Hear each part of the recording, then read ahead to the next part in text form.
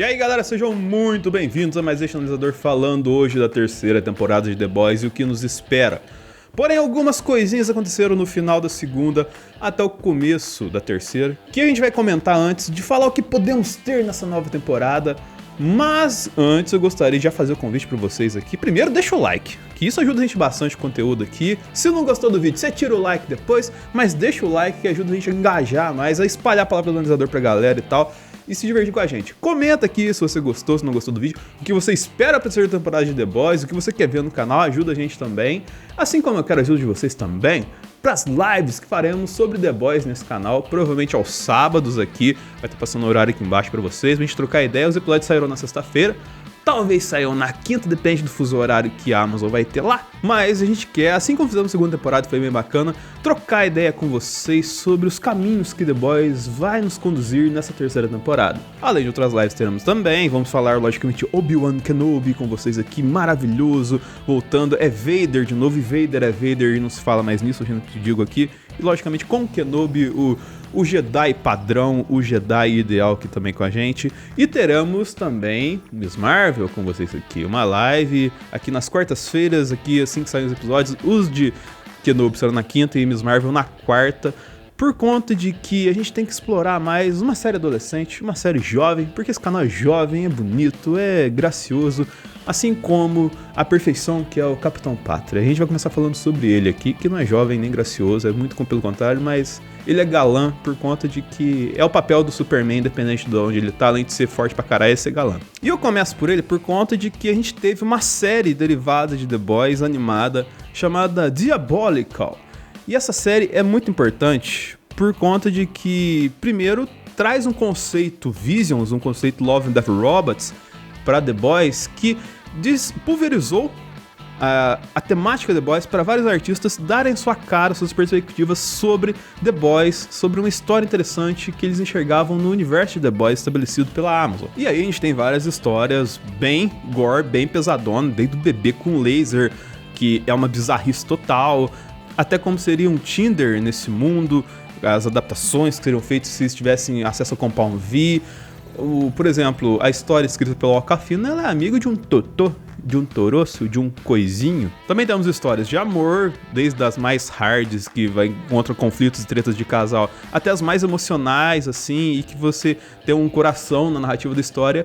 E a gente fecha esse Diabolical com uma história sobre a origem do Homelander.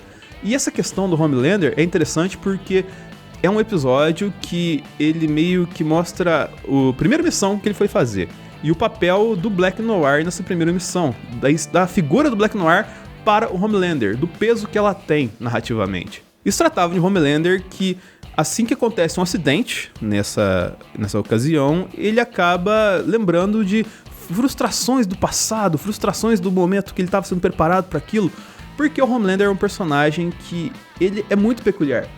Ele é a pior coisa que já existiu, assim, num aspecto... no micro-universo de The Boys ali, no universo que a série estabeleceu. Ele é o pior já estabelecido ali.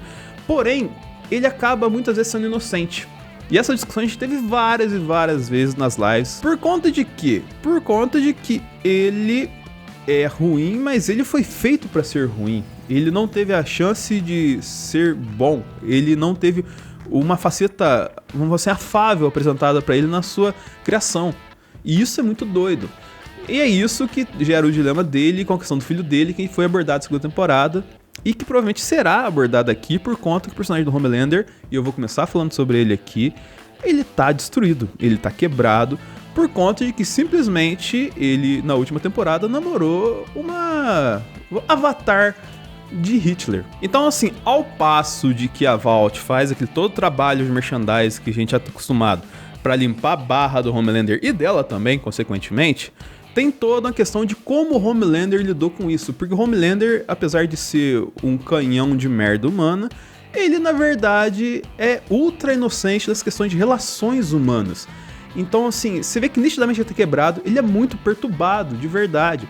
Então, assim, é foda se analisar o personagem dele, porque ele é muito... ele tem muitas camadas. Ele, assim, ao mesmo tempo que ele é inocente, ele é ultra preconceituoso, fascista. Ao mesmo tempo que ele é um herói super forte, ele é extremamente fraco mentalmente. Ele tá a qualquer ponto de explodir, a qualquer momento ele pode explodir e fazer uma merda gigantesca. Só que, vamos colocar que tinha uma margem assim, nas últimas temporadas, que você sabia, o Homelander vai até aqui, o Homelander tem um certo controle, vai até aqui. E essa margem meio que está mais tênue agora, ficou mais próxima, ficou menor da questão de como ele pode virar um problema de verdade, explodir de verdade. Então essa questão do personagem, da construção do Homelander, e também vai muito da atuação do Tony Starr, que é o ator que faz ele, e que põe uma carga dramática no rolê, assim, tipo de um cara que ele nitidamente tá sentindo muito, mas que ele consegue fazer uma cara que não tá sentindo nada, assim, uma cara bem comercial do rolê e tal, assim, e você vê que, tipo, esse cara fica só, como se estivesse puxando o olho de raiva, assim, mas ele não pode deixar escancarado isso. Cara, é sensacional, toda a formação do Homelander é muito interessante, mas não pode fazer a gente ficar cego ao ponto de que adorar o Homelander, sendo que ele é terrível como figura no todo, assim.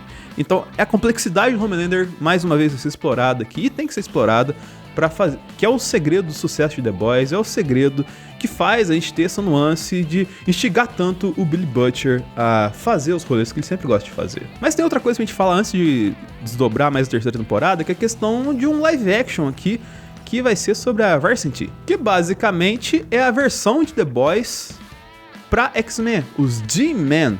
Provavelmente essa adaptação foi feita pra gente ter, olha só o tamanho, uma série dos derivados inspirados em X-Men dentro de The Boys, que serão uma espécie de universidade da Vault, que vai formar novos heróis, assim. Então, cara, isso vai ser super interessante. Tem a London Thor, de You, protagonizando a série. E tem também um ator brasileiro, Marco Pigozzi, que está confirmado na série. Então tem várias coisas saindo sobre The Boys, mas o que a gente vai querer ver mesmo de verdade é o que vai sair dessa terceira temporada. As nuances, os diálogos, os problemas e dificuldades que os garotos terão contra a galera do set. Os The Boys que a gente conhece estão meio que tentando viver a vida. Então você tem ali o Billy Bruto fazendo coisas que ele pode fazer, uma margem que ele pode atuar ali, mas sempre com o olho, se tiver chance de ferrar o set, eu vou ferrar. E ele até se subordina a algumas questões ao Hugh, segundo o trailer. E que tá junto com o pessoal do Congresso ali, e que é muito interessante essa questão por conta de que o Congresso começa a trabalhar junto com a Vault agora. E a gente sabe que quem tá no Congresso é a Victoria, que a gente descobriu que é um super criado pela Vault, só que não tem relação direta com ela. E as pessoas meio que não sabem isso. E então a pessoa que explodia cabeças agora está lá dentro da Vault, de verdade. E a gente vai ter uma questão de equilíbrio de poder muito interessante lá dentro. Dessa questão deles tentando pesar a mão, meio que tentando censurar ou então coordenar a Vault nos experimentos deles.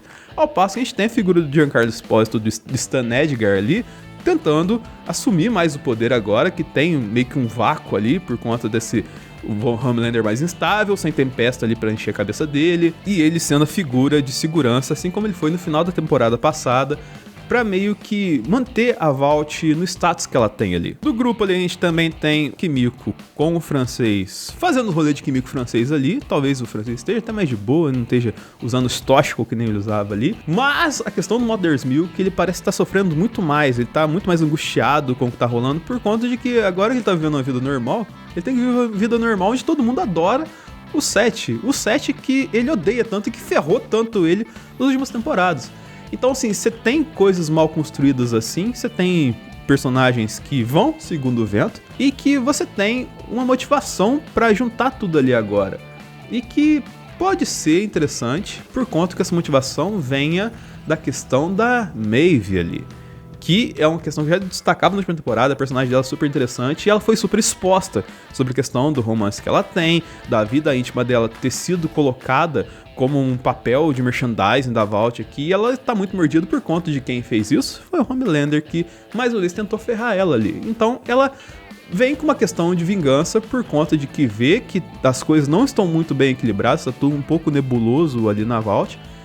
E pode essa questão do Homelander ser a bomba relógio, ser a brecha que os The Boys precisam pra fazer o que eles querem fazer, que é destruir o Super, basicamente. E aí ela leva a eles o Compound V de 24 horas, que dá o poder pra eles de um Super por um curto espaço de tempo. E a gente já sabe no trailer que o Butcher vai utilizar, e que ele fala que isso vai ajudar a equilibrar as coisas na relação que eles estão tendo ali, da treta que eles vão ter, que eu não faço ideia o que é, mas isso é legal por conta de que a gente vai ter uma questão que, como é que vai ser pros The Boys reagir a isso? Como é que eles vão lidar com essa questão, que eles sempre criticaram quem tem o poder, e agora que eles têm o poder, como é que eles vão lidar com tudo isso? Nessa vault muito caótica, porque a gente tem algumas questões a ser trabalhadas ali, como a repaginação da figura também do A-Train, que voltou pro grupo e que tá em alguma questão assim, tentando se reintegrar a galera.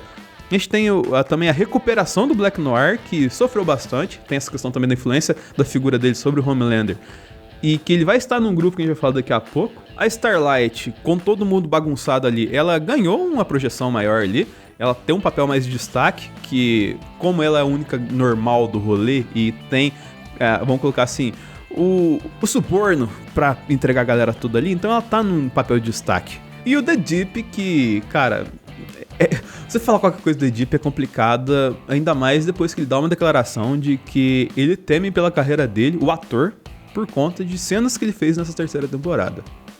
E talvez essas cenas tenham alguma ligação com um acontecimento dos quadrinhos chamado Herogasm. Eu não vou entrar muito em detalhes aqui, mas basicamente é um surubão, sim, de heróis. Se tem uma questão envolvendo vários heróis, vai ter a apresentação de novos heróis também. E é o que vai acontecer com a chegada do Payback. E o Payback basicamente é a retratação dos The Boys, do arco dos quadrinhos The Boys para os Vingadores. Simplesmente, se a gente tem a Liga da Justiça muito presente no set, o Payback são os Vingadores de The Boys. Então a gente tem ali, por exemplo, a figura do principal ali, do líder da galera, que vai ser o Soldier Boy, do Jason Ackles, que era do Supernatural e todo mundo ama ele, que ele vai fazer o Capitão América do rolê. E também parece que vai ter algum paralelo sobre ele estar um tempo fora de ação e voltar agora, muito provavelmente por conta de que esse grupo instável do set vai permitir com que a Vault tente explorar uma nova vertente de heróis aqui, meio um rebrand da marca, trazendo uma galera nova. Tanto que o filme que é destacado em cartaz é Dawn of the Seven, então tipo assim, eles estão em baixa de verdade. Porém tem outras nuances também, como um personagem que lembra um certo cara aí que todo mundo conhece, o Eagle the Archer, o Super Sonic, um ex-namorado da Starlight também, a Condessa Escarlate, e sim, que é uma versão da Feiticeira Escarlate nos The Boys. E cara, se eles explorarem o poder dela, assim como a gente viu o poder da Wanda sendo explorado no MCU, vai ser assim, já tem algumas nuances no trailer nesse sentido. Então, cara, é trecheira. E essa galera toda, assim, pode rivalizar com a questão do set meio nebulosa ali. Parece até que nesse momento inicial o Black Noir, que tá nesse momento de reintegração, vai andar com essa galera, ele vai fazer parte desse grupo. E talvez uma possível guerra entre esses dois grupos acabe gerando as questões que você tem de conter os Supers com problema e trazer de volta os The Boys aqui pra fazer a ação que a gente tá acostumado a eles a executarem no rolê, ainda mais que eles não têm informações de dentro por conta do Hugh e tudo mais. Então, assim, tem várias nuances, várias questões a serem abordadas dentro de The Boys, porém a principal, e que provavelmente vai ser o grande tema das discussões que teremos nas nossas lives aqui, é a crítica social que The Boys sempre faz. É a crítica à cultura do entretenimento, a crítica que eles fazem a questões políticas que a gente tem, como a questão do fascismo, por exemplo. Então, essas questões, nesse cenário assim, atualizado, que The Boys traz pra gente, é o grande trunfo da série, e é a questão que eu quero conversar com vocês aqui também, com a galera que sempre vem com a gente trocar ideia, porque The Boys é uma série que não tem pudor de falar de coisas que devem ser faladas. E essa questão é muito importante para trazer uma obra que, independente, se retratou um personagem legal ou não dos quadrinhos, a crítica dele, de fazer a gente acabar o episódio e vir trocar ideias sobre várias coisas, além da história narrativa do episódio, é o grande trunfo que faz The Boys ser esse sucesso que é, e fazer a gente cobrir aqui a terceira temporada de cada detalhe com vocês aqui. Então é isso aí, espero